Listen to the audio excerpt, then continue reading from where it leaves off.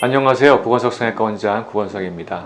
오늘은 코 수술에 있어서 해서는 안 되는 수술, 또 안 되는 이유가 뭔지 좀 자세히 알아보고자 합니다. 먼저 이런 코는 코 성형하기에 적합하지 않다 하는 내용들을 정리해 봤는데요. 코끝에 살이 많고 두툼하신 분, 코가 작고 피부가 굉장히 타이트하신 분, 실리콘이나 파라핀 주사를 맞으신 분, 여러 번의 수술로 인해서 비주에 흉이 많고 코에 흉이 심하게 있는 분, 코에 염증이 있는 분들, 각 사례별로 구체적으로 알아보도록 하겠습니다.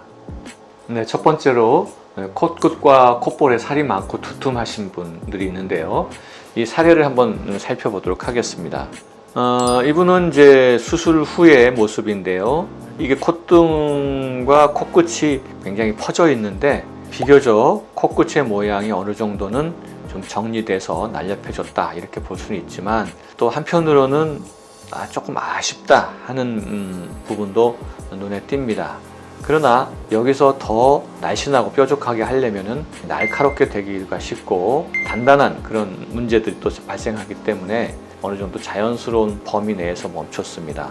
이렇게 밑에서 보면 여기 둥글둥글하고 퍼져 있었던 것이 늘어났고 코끝도 좀 날씬해졌다 이렇게 보여지는데, 여기서도 코끝이 많이 날씬해졌죠. 그러나 좀 미흡한 부분도 있다. 그러나 더 뾰족하게 하려면 또 표시가 난다. 이런 점에서 상당히 어려운 그런 사례라고 생각이 됩니다.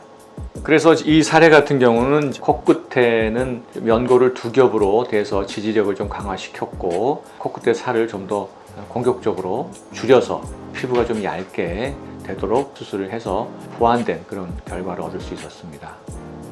두 번째로는 코끝이 작고 피부도 굉장히 타이트한 그런 사례입니다.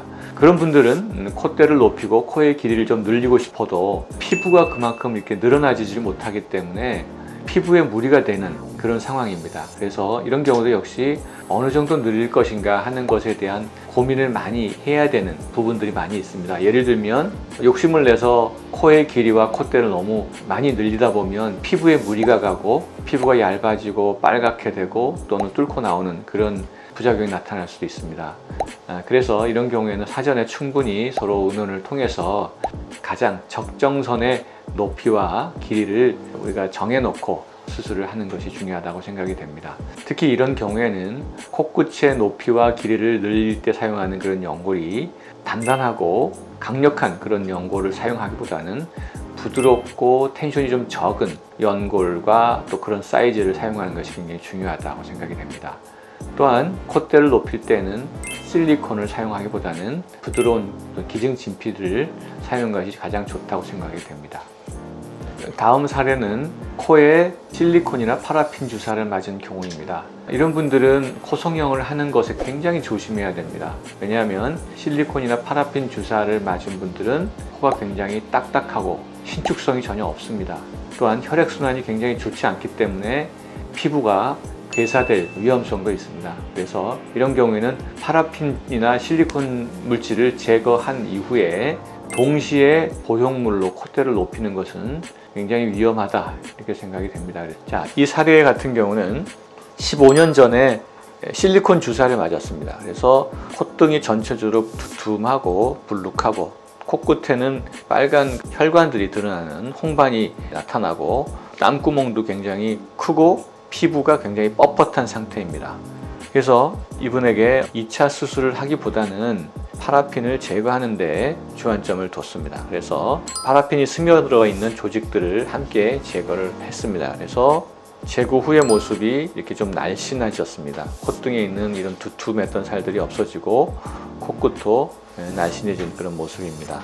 코끝에는 파라핀 주사액과 그 주변의 흉살들을 같이 제거하면서 코끝에는 귀연고를 이용해서 어느 정도 지지력을 보강을 해주는 수술을 하였습니다. 반측면 모습이고요. 완전 측면 모습입니다. 그래서 코끝이 무너지지 않고 또 들리지 않도록 코끝의 골격을 유지하는 데 굉장히 주안점을 뒀습니다. 다음으로는 4번, 5번 그 이상의 수술을 반복적으로 함으로써 코끝과 비주의 흉이 굉장히 심한 분들이 있습니다. 그런 경우에는 흉뿐만이 아니라 코끝이 굉장히 심하게 변형되어 있고 위축되어 있고 심지어는 구축된 그런 사례들도 우리가 종종 보게 됩니다. 사례를 한번 살펴보도록 하겠습니다. 이분은 실리콘을 넣었다 또 뺐다 다시 넣었다 뺐다 그 후에 자가 누경골로 수술했다 또 그 다듬었다 하면 수술 등으로 5회 이상의 수술을 하였습니다. 그러다 보니까 코가 굉장히 쪼그라들고 구축이 일어나면서 코끝의 변형과 함께 비주가 안으로 말려 들어갔고요. 흉이 심하게 져 있습니다.